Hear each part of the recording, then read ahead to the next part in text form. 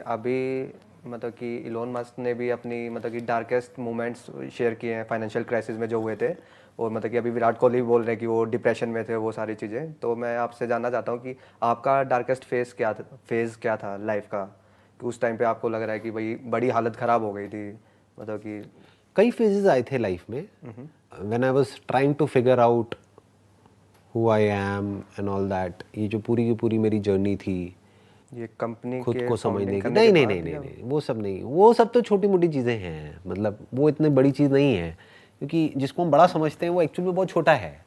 क्योंकि कंपनी हो गया, बिजनेस हो गया, ये हो गया, ये हो गया, इन सब का पाथ है जो वेल डिफाइंड है। वो पाथ क्या है जो अभी मैंने थोड़ी देर पहले बोला था आपको कि सीखना डिस्कवर है। सेल्फ और। नहीं नहीं नहीं, सीखना है। वो पाथ क्या है? सीखना है।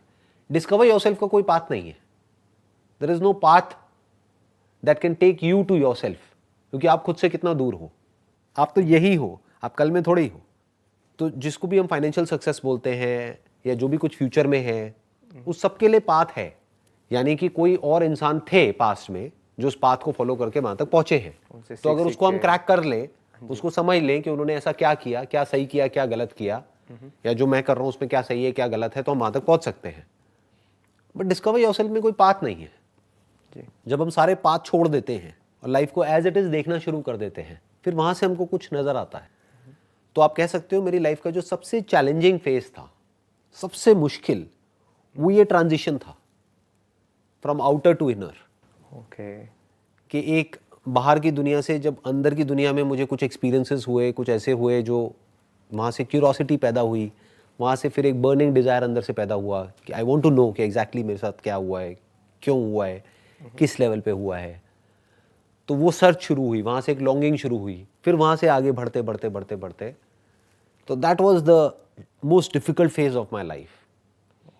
मतलब कि आप। क्योंकि जब तक बारीकी से चीज़ें समझ नहीं आती हैं तब तक कॉन्फ्लिक्ट्स बढ़ते हैं अंदर ही अंदर, पर वो कि इंटरनल सही था क्या वो। है, सच क्या है। सच को जानने की जो चाह थी बहुत अजीब थी, क्योंकि एक बुक कुछ कहती है, दूसरी बुक कुछ और कहती है। एक आदमी कुछ कहता है, दूसरा कुछ और कहता है।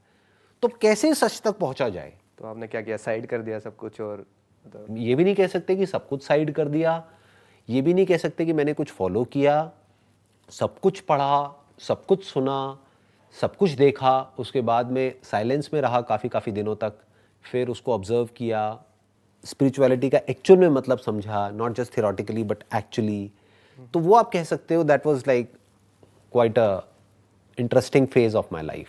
वो सबसे ज़्यादा चैलेंजिंग भी था और सबसे ज़्यादा इंटरेस्टिंग भी था, क्योंकि जब हम कुछ मान रहे होते हैं कहीं से पढ़ करके, जिस बुक को हम अथॉरिटी मानते हैं, थोड़ा सा फिर जब उस पर डिल्यूजनल क्वेश्चन सी मार्क होती हो लगाने की लाइफ। बारी आती है जी।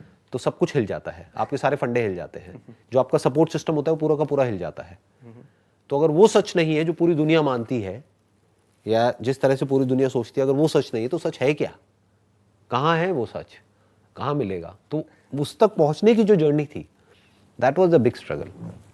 सर आपकी मतलब कि मोस्ट ऑफ द थिंग्स की आपकी कुछ अंडरस्टैंडिंग है, और मतलब कि और काफ़ी सारी चीज़ें पहले से ही डिसाइडेड थी। कोई ऐसी बड़ी चीज़ बताइए सर जिसमें आपने अपना माइंड चेंज कर लिया हो अभी कुछ सालों में, कि मैं पहले ये सोचता था, अब मेरे को लगता है कि ये सही था, मैं इस बात में गलत था।